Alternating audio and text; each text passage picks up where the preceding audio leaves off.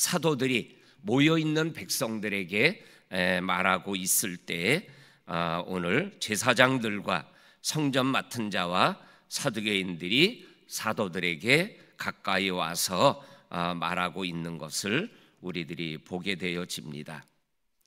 사도들이 백성들에게 말할 때에 근데 무엇을 말했느냐라는 것이 2절에 바로 나오고 있습니다.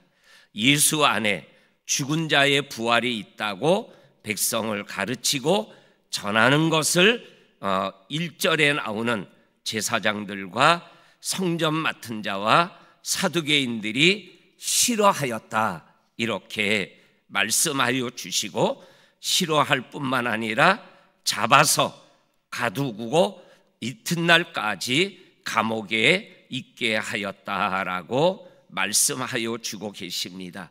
그리고 5절에도 관리들과 장로들과 서기관들이 사도들 앞에 모였다라고 말씀하고, 6절에는 그 모여있는 사람들의 특별한 대표적인 사람들의 이름을 이렇게 거명하고 있습니다. 안나스와 가야바는 우리가 아는 대로 예수를 십자가에 죽이는데 앞장섰던 대제사장들임을 우리들이 보게 되어집니다. 그리고 나머지 나와 있는 이름들도 정말 예수를 그리고 싫어하고 예수를 전하는 것을 싫어하는 사람들이 지금 사도들 앞에 모였다라고 말씀하여 주고 계십니다. 그런데 오늘 4절 말씀을 보니까 1절에 사도들이 백성들에게 말씀하는 예수 안에 죽은 자의 부활이 있다라는 말씀을 듣는 사람 중에 믿는 자가 일어나게 되었는데, 그 믿는 자의 수가 5천이나 되었다라고 믿는 자의 숫자를 말씀하고 있는 것을 우리들에게 보여주고 계십니다. 오늘 이 1절부터 6절까지에 있는 말씀을 보게 되어지면, 말씀이 전해지게 되어질 때 이 말씀에 대한 반응이 싫어하는 반응과, 그리고 그 말씀을 듣고 우리가 어찌할꼬 하면서 말씀을 받아들이는 사람, 이렇게 둘로 나누어지고 있는 모습을 우리들에게 말씀하여 주고 계십니다. 말씀을 전할 때 이 말씀 앞에서 모두가 싫어하는 것이 아니고, 또한 모두가 받아들이는 것도 아니지만, 그러나 말씀 앞에 반응하는 반응이 다를 수 있음을 우리들에게 보여주고 계십니다. 이거를 좀 더 내 개인적인 삶으로 적용하면 이렇게 말씀을 적용할 수 있어요. 우리가 하나님의 말씀 앞에 섰을 때, 그리고 어떨 때 하나님의 말씀을 들을 때 항상 은혜 받으면 얼마나 좋겠어요. 그런데 어떤 때는 이 들려지는 말씀이 자장가처럼 들릴 때가 있어요. 그 말씀을 듣는데도 그냥 막 졸음이 오고, 나도 모르게 그냥 말씀이 말씀으로 들려지지 아니하고 한 귀로 듣고 한 귀로 빠져나가는 그러한 말씀 앞에 있는 내 모습을 볼 때가 있어요. 그런데 어떨 때는 육신이 피곤한데도 하나님의 말씀이 들려질 때 육신의 피곤함이 떠나가고, 말씀 앞에서 내 마음이 녹아지고 은혜를 받고 할렐루야 아멘 하면서 믿음의 자리에서 일어나 걸어가며, 야, 내가 피곤한데 그래도 오늘 예배당에 오기를 너무나 잘했다, 하나님 감사합니다, 이러고 예배를 마치고 갈 때도 있잖아요. 똑같은 말씀인데 나 개인적으로도 볼 때는 그냥 심심한 말씀으로 들릴 때가 있고, 어떨 때는 평생 한 번 듣는 것처럼 말씀이 쏙 들어올 때가 있어요. 똑같은 말씀인데 예수님 안에 죽은 자의 부활이 있다라는 이 말씀이 싫어서 사도들을 옥에 가두고 핍박하는 사람이 있는가 하면 똑같은 말씀인데 그 말씀 앞에 믿는 자가 되어서 하나님 안에서 5,000명이 주의 백성으로 자리매김하는 역사가 일어나고 있다라는 거예요. 오늘도 우리가 이 말씀 앞에서 믿음의 길을 걸어가며 말씀이 들려질 때 믿음으로 반응하는 저와 성도님의 길이 계속 이어질 수 있기를 주님의 이름으로 간절히 축원합니다. 아멘. 그리고 또 오늘 우리가 읽은 이 1절에서 6절까지 있는 말씀을 보게 되면 지난 2장에서도 잠깐 이렇게 말씀을 드렸던 말씀인데 말씀을 전했던 사도들이 감옥에 갇혔어요. 그런데 사도들이 전한 말씀은 살아서 운동력이 있어서 듣는 자들의 영혼을 건드리고 마음을 건드리는 말씀이 되어서 믿는 자의 수가 늘어나게 되었다라는 거예요. 말씀을 전하는 자를 감옥에 가둘 수는 있지만은 감옥에 가둔 자가 전하는 말씀을 감옥에 가둘 수는 없는 거예요.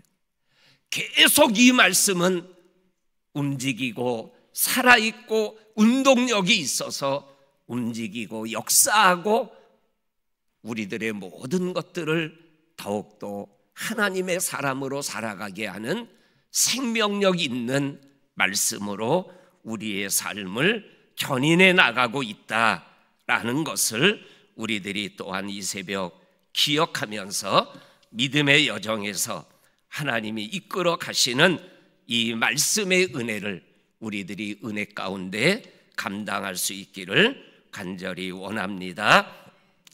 그 다음에 오늘 7절에서 12절까지에 있는 말씀을 보게 되면 사도들이 예수님 안에 죽은 자의 부활이 있다라고 전하고 가르치는 것을 싫어하는 자들이 감옥에 하룻밤 가뒀다가 신문하는 내용이 기록되어 있고 그 신문에 대한 제자들의 대답이 기록되어져 있는 말씀입니다.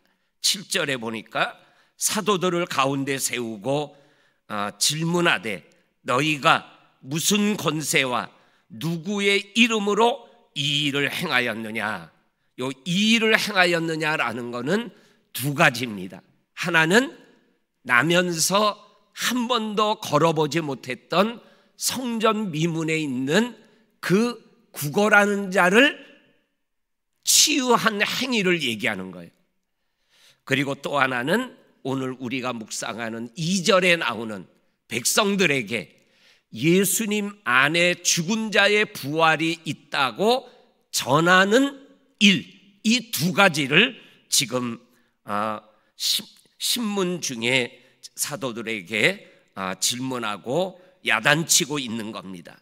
그때 8절에 보니까는 베드로가 성령이 충만하여 백성과 관리들과 장로들과 모여있는 자들에게 담대하게 말하는 장면을 보게 되어집니다.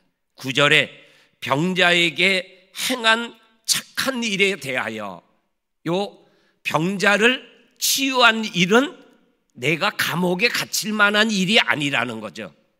착한 일이라는, 좋은 일이라는 거예요. 평생 걸어보지 못한 자를 걷게 한 것이 내가 감옥에 갈 일이냐? 이렇게 베드로가 얘기하는 거예요. 좋은 일이다, 잘한 일이다, 이렇게 자신 있게 베드로가 말하고 있습니다. 그러면서 이 사람이 어떻게 구원을 받았냐고 우리에게 질문한다면 여기에 착한 일을 베드로 사도가 뭐라고 표현하냐면 이 사람이 구원받은 일, 이거는 착한 일이다. 병을 고쳐주고 성전 바깥 미문에 앉아있던 자를 성전 안으로 들어오게 해서 성전에서 하나님을 찬양하게 하는 이 구원의 일은 착한 일이고 좋은 일이다. 이렇게 베드로 사도가 얘기하며 이 구원의 일 어떻게 하냐고 너희들이 지금 묻고 있느냐? 그러면서 10절에서 그 질문에 대한 정확한 답을 내놓고 있습니다. 10절을 같이 읽겠습니다. 시작. 너희와 모든 이스라엘 백성들은 알라. 너희가 십자가에 못 박고 하나님이 죽은 자 가운데서 살리신 나사렛 예수 그리스도의 이름으로 이 사람이 건강하게 되어 너희 앞에 섰느니라. 아멘. 어떻게 이 사람이 건강하게 치유됐다라는 거예요? 너희가 죽였지만 하나님이 살리신 나사렛 예수 그리스도의 이름으로 건강하게 되고 구원을 받게 된 것이다. 이렇게 자신 있게 말씀하고 계십니다. 나사렛 예수 그리스도의 이름으로, 이 표현은 3장에서 베드로가 얘기했던 말씀과 똑같은 말씀이잖아요.